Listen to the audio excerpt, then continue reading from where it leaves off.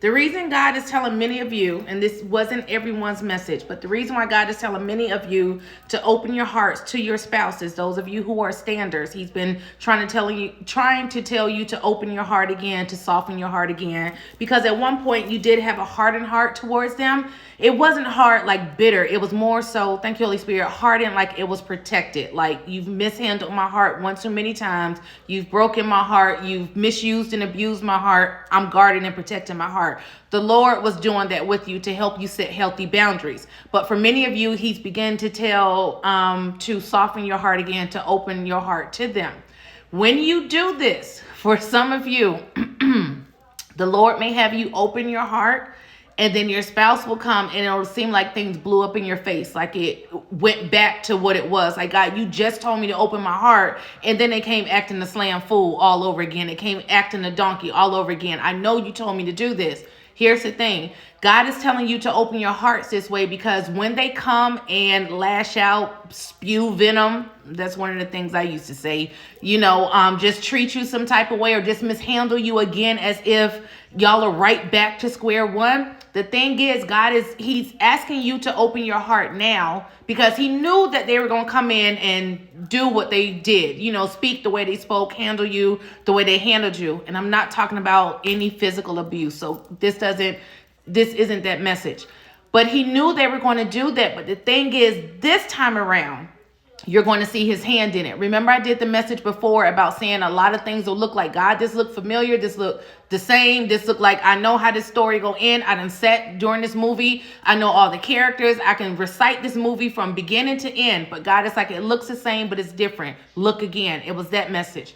With that being said, you've opened your heart. You've obeyed the Lord.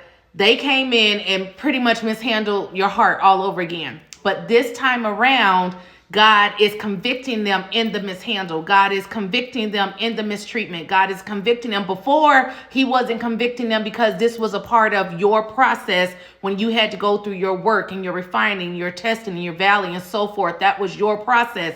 Now they're in their process. So again, it looks like, thank you, Holy Spirit, things are still the same, but with you opening your heart and obeying the Lord's instructions, He's setting them up. I'll put it like this, for them to learn the hard way. Because they spoke to you some type of way, they have immediate conviction. And when I say immediate, it's more so expect an apology right afterwards. I'm sorry I spoke to you that way. I'm sorry I treated you that way. I'm sorry I mishandled you that way. They're now having instant conviction for what they're doing.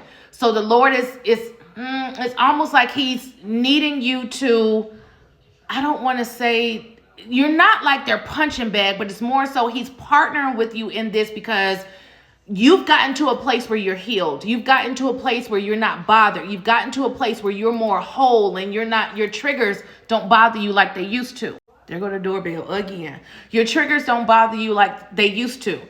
Thank you, Holy Spirit. So He's only doing this because you can handle them kind of spitting venom and just talking sideways. You can handle that now, but don't take it personal. It looks the same. Don't take it personal because now the Lord is giving them instant conviction. Like He's convicting them. He's making them feel disgusted off what they said and what they did and how they did it. He's making them feel remorse. Like they're instantly being convicted. So you can either expect an apology, but for those of you who have prideful spouses who still can't say the words, I'm sorry, maybe pay attention to their apology language. They're coming around to ask you, are you hungry? Do you need anything? Can I do this for you? Can I do that for you? Sometimes that's their way of saying sorry.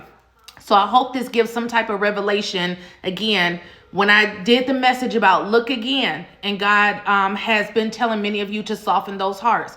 You softened it. It looked like it backfired in your face. Like, God, I tried to let them in. I let my guards down, and they still acting like Boo Boo the Fool and treating me like they playing in my face all over again. Remember I said, look again, take a step back. This time, as long as you don't vindicate yourself, you're allowing the Lord to use you in this way because He's like, you can handle it. I trust you with it now because you can handle it. I trust you with it now because you're healed, you're whole. This is not a trigger for you anymore. So because you can handle it, now I'm dealing with them. Now when they come at you some type of way, I'm dealing with them. Now when they speak at you sideways, I'm dealing with them. Now when they play in your face, I'm dealing with them. And they're feeling instant conviction. Like I said, now you can expect apologies or that apology language for those that are still more prideful. But the Lord is just wanting you to know that now you will be able to see his hand in it. You will be able to see that correction. You'll see that discipline. You'll see that chastisement. You'll see even that judgment from them mishandling you. They won't get away with what they once got away with before. So he's letting it play out where everything looks the same. They reacted the same. They responded the same. But for you, don't walk away from this like, I knew it. I knew this was going to happen. I tried it and it still was the same. Nope. God is now working on your behalf. He's fighting for you.